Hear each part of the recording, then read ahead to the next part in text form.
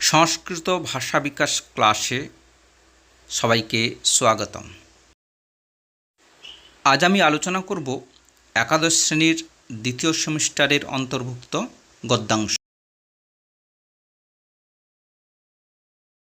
গদ্যাংশটি নাম হলো প্রতিজ্ঞা সাধনম। লেখক সম্পর্কে আমরা প্রথমে জেনে নেব তার জন্ম পরিচয়। সংস্কৃত সাহিত্যের বিশিষ্ট পণ্ডিত অম্বিকা দত্ত ব্যাস 1858 খ্রিস্টাব্দে রাজস্থানের জয়পুর জেলার অন্তর্গত রাবতজি ধুলা নামক গ্রামে জন্মগ্রহণ করেন। বংশ পরিচয় কি না, অম্বিকা দত্ত ব্যাসের পিতামহ ছিলেন পরাশর গোত্রীয়, যজুর্বেদীয় এবং ভিড়াবংশীয় পণ্ডিতপ্রবর রাজারাম, যিনি জ্যোতিষশাস্ত্রে নিপুণ ছিলেন অর্থাৎ দক্ষ ছিলেন। রাজারামজির দুই পুত্র ছিল দুর্গাদত্ত এবং দেবী দত্ত।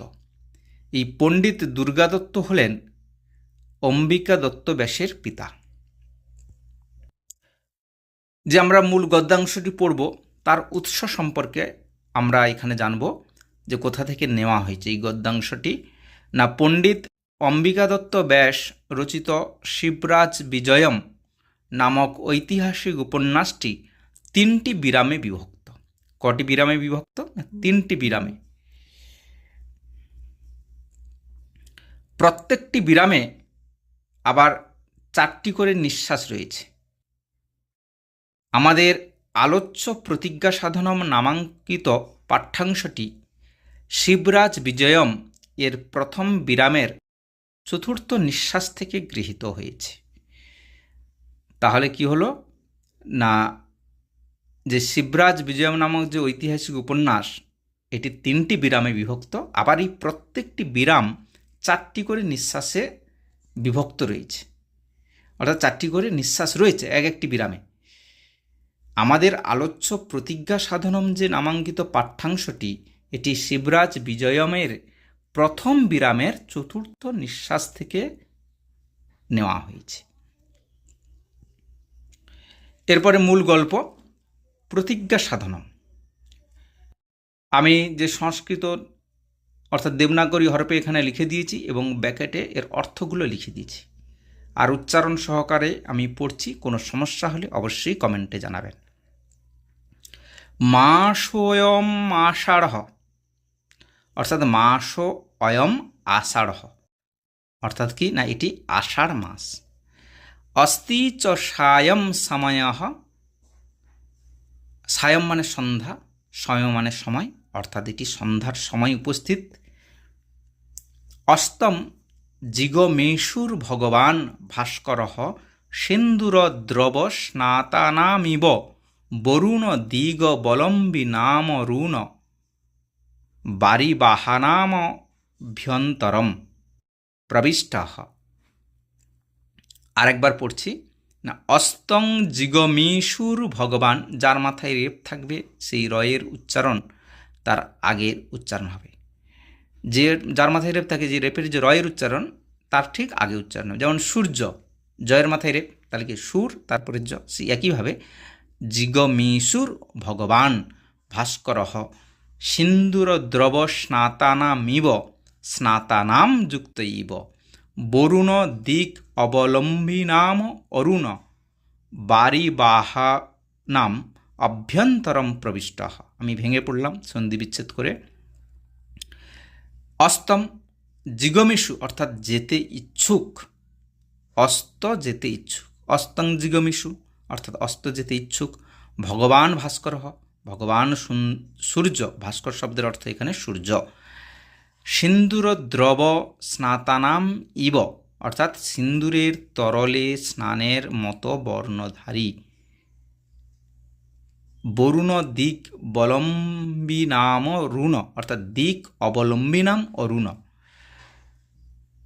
এখানে বরুণ অর্থাৎ পশ্চিম দিক অবলম্বন করে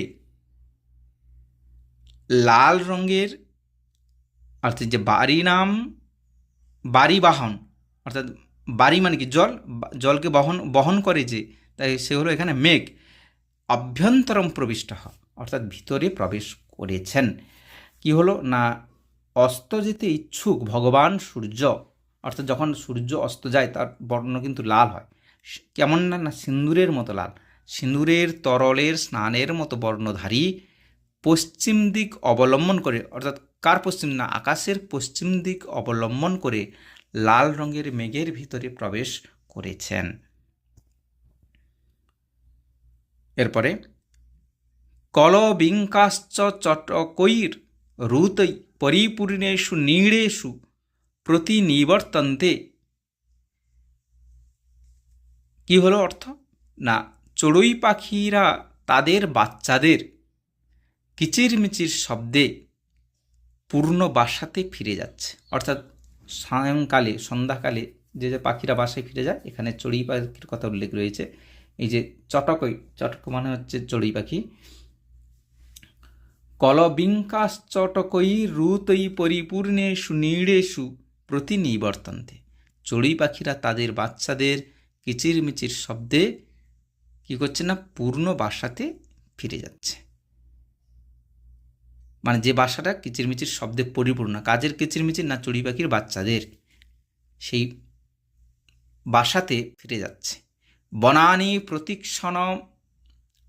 প্রতীক্ষণমধিকাধিক শ্যামতামং কলয়ন্তী। বনানি অর্থাৎ বনসমূহ, প্রতীক্ষণম প্রতি মুহূর্তে, অধিক অর্থাৎ অধিক থেকে অধিকতর, শ্যামতমম কলয়ন্তী অর্থাৎ অধিক থেকে অধিকতর অন্ধকার অর্থাৎ কালো রূপ ধারণ করছে। বনসমূহ কী হচ্ছে না, প্রতি মুহূর্তে যত অন্ধকার নেমে এসছে কি তার রূপ অন্ধকার হবে, সেই অন্ধকার রূপ ধারণ করছে। অথাকস্মাৎ পরীত মেঘমালা পর্বতশ্রেণীব প্রাদুর্ভূত। কি বলেছে, অথ যোগ অকস্মাৎ, অথ অর্থাৎ এরপর, অকস্মাৎ হঠাৎ, পরীত চারিদিকে, মেঘমালা অর্থাৎ মেঘরাজি, মেঘসমূহ অর্থাৎ মেঘের মাঝামাঝি মালার মধ্যে দেখতে হয়েছে না, মেঘমালা মানে অনেক মেঘ, পর্বত শ্রেণীযুক্ত ইব পর্বত শ্রেণীর ন্যায়, প্রাদুর্ভূত অর্থাৎ উৎপন্ন হলো। তারপর হঠাৎ চারিদিকে, পরিত অর্থাৎ চারিদিকে, পর্বত শ্রেণীর মতো মেঘরাজি উৎপন্ন হলো। ক্ষণম সূক্ষ্ম বিস্তারা পরতঃ প্রকটিত শিখর বিড়ম্বনা। কিছু সময় অল্প বিস্তৃত হয়ে, ক্ষণম অর্থাৎ কিছু সময়, সূক্ষ্ম বিস্তারা অর্থাৎ অল্প বিস্তৃত হয়ে, পরতঃ পরে, প্রকটিত শিখর বিড়ম্বনা অর্থাৎ পর্বত শিখরকে অনুকরণ করতে করতে প্রকটিত হয়ে উঠল। অথ দর্শিত দীর্ঘ শুণ্ডমণ্ডিত দিগন্ত দন্তাবল ভয়ানক আকারা অর্থাৎ ভয়ানক যোগ আকারা। কি হলো, অথ তারপর মেঘেরা কী করল না, দর্শিত দীর্ঘ শুণ্ডমণ্ডিত বড় বড় সুরের দ্বারা ভূষিত, দিগন্ত দন্তাবল হাতির মতো ভয়ঙ্কর অর্থাৎ ভয়ানক আকার, হাতির মতো দন্তাবল, এখানে হাতির মতো দন্ত আছে যার অর্থাৎ হাতির মতো ভয়ঙ্কর আকার ধারণ করল। তারপর মেঘেরা বড় বড় সুরের দ্বারা ভূষিত হাতির মতো ভয়ঙ্কর আকার ধারণ করল। এই হলো অর্থ। ততঃ পারস্পরিক সংশ্লেষ বিহিত মহান্ধকারা চ সমস্তং গগনতলং পর্যচ্ছদিত। কি হলো, ততঃ তারপর পারস্পরিক সংশ্লেষ বিহিত মহান্ধকারা, পরস্পর মিলিত হয়ে, পরস্পর সংশ্লেষ অর্থাৎ পরস্পর মিলিত হয়ে, বিহিত মহান্ধকার মহান যুগ অন্ধকার অর্থাৎ ভীষণ অন্ধকার, সমস্তং গগনতলং পর্যচ্ছদিত অর্থাৎ কি হলো, সমস্ত আকাশকে আচ্ছাদিত করে ফেলল। अस्मिन् समये एकः षोडशवर्ष देशीय गौरी युवा हयेन पर्वतश्रेणी रूपरूपी गच्छति। अस्मिन् समये অর্থাৎ এই সময়ে, এক ষোড়শ বর্ষ দেশীয় গৌরী যুবা অর্থাৎ 16 বছর বয়সের এক ফর্সা যুবক, হয়েন অর্থাৎ হয় শব্দের অর্থ হল ঘোড়া, ঘোড়ায় চড়ে পর্বত শ্রেণী রূপরূপী গচ্ছতি স্ম অর্থাৎ পর্বতমালার উপর দিয়ে যাচ্ছিলেন। অর্থাৎ প্রকৃতির এই যে প্রতিকূল পরিবেশ, তা সত্ত্বেও এই প্রতিকূল পরিবেশের সঙ্গে লড়াই করে এই সময় একজন 16 বছরের যুবক কী করলেন না ঘোড়ায় চড়ে পর্বতমালার উপর দিয়ে যাচ্ছিলেন। এষ সুঘটিত দৃঢ় শরীর শ্যাম শ্যাময়ীর গুচ্ছৈ কুঞ্চিতৈঃ কচকলাপৈঃ কমনীয় কপোলপালैः দুরাগমন আয়াসবশেন, অর্থাৎ দুরাগমন আয়াস বসেন সন্ধি ভাঙলে হবে। সূক্ষ্ম মৌক্তিক পটলে নেব শ্বেদ বিন্দু ব্রজেন সমাচ্ছাদিত ললাট কান্তপল নাসাগ্রোত্তরষ্ঠ প্রসন্ন বদনাম্ভোজ প্রদর্শিত দৃঢ় সিদ্ধান্ত মহাযোগ উৎসাহ। অর্থাৎ কি হলো না এষ সুঘটিত দৃঢ় শরীর, অর্থাৎ এই সুন্দর আকার বিশিষ্ট বলিষ্ঠ দেহধারী